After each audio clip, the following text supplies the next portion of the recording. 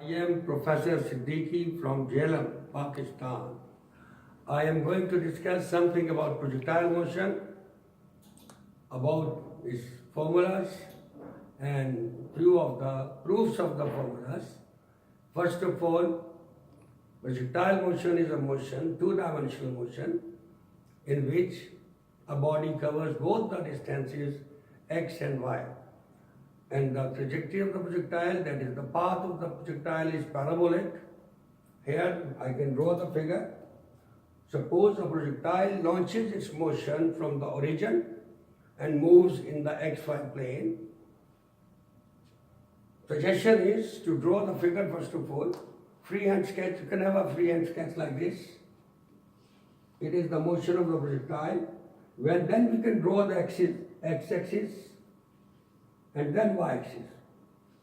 It is a simpler way of drawing the figure. If you draw the axis firstly, then draw the projectile, it would be a little more difficult. This is the origin. From here, the projectile launches its motion in xy plane, making an angle alpha with x-axis.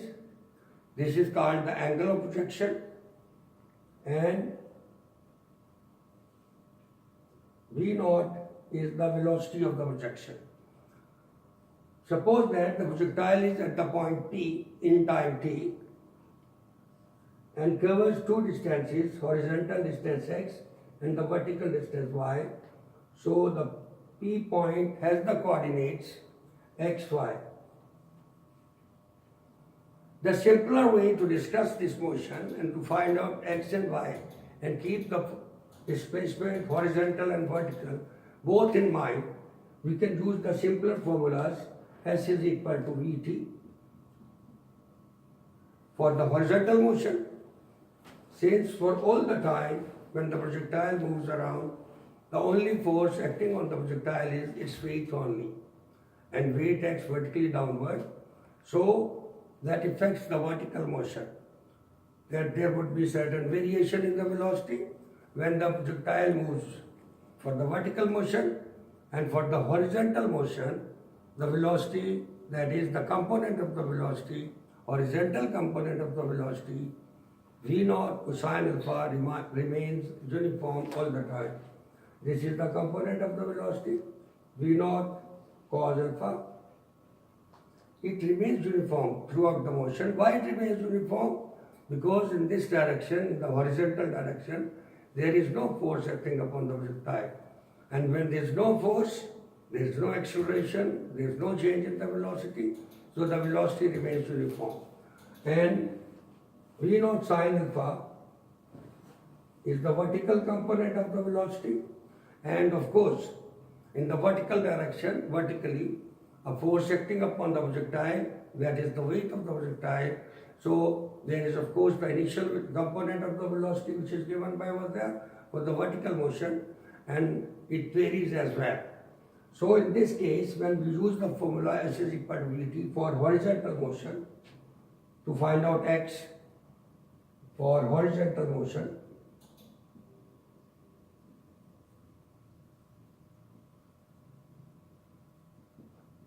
S is equal to x, velocity is the horizontal component of the velocity, and that remains uniform as well, V0 cos alpha, and after the time t, the distance covered is of course x. Applying this all in this formula, we get x is equal to V0 cos alpha multiplied by t.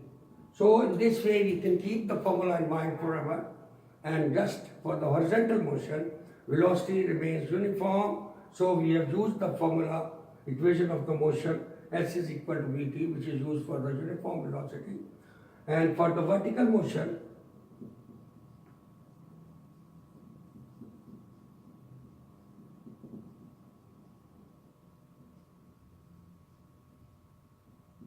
we use the formula S is equal to Vit minus half gt square. In this case, After the time t, over there you can see the vertical distance covered by the projectile is y, so s is equal to y, and the vertical component of the initial velocity is given by v naught sine alpha. Just by making this substitution, we get the value of y. Y is equal to v naught sine alpha into t minus half gt square. This is the displacement of the particle after the time t vertically. So that these two equations can be kept in mind with the help of these two very simpler, easier and trivial formulas, equations of the motions. And now next onward, we prove that how can we find out the total time of the flight. It is the time taken by the projectile at this point, you know, y is equal to 0. And here, after traveling so much of the, covering this trajectory, parabolic path, again at this point, y becomes equal to 0. These are two consecutive values of the y, where it becomes equal to 0. And over here, we've got, this is equation number 1, this is equation number 2. For the time of flight, we can make use of equation 2. So, while discussing about this time of the flight, I'm going to discuss about the time of flight. Time of flight.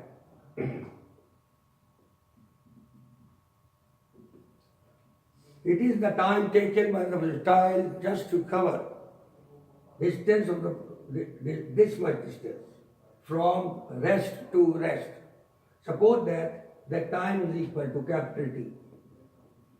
And we'll make the formula, this formula, when y becomes equal to 0, y is 0. By making use of this formula, y is equal to v naught sine alpha into t minus half gt square. We have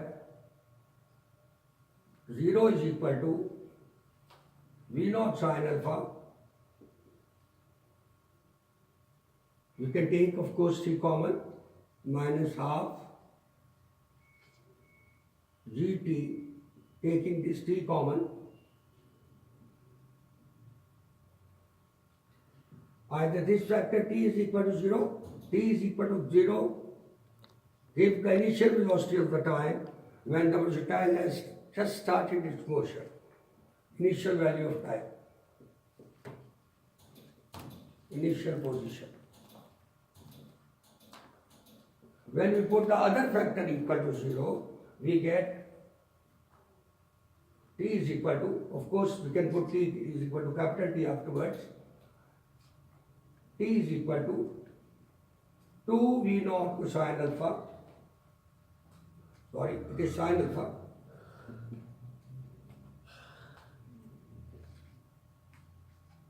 over g.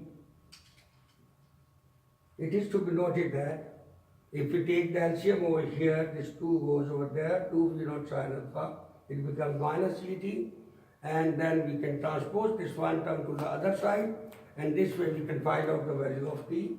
This value of time is the time when y has become 0 again.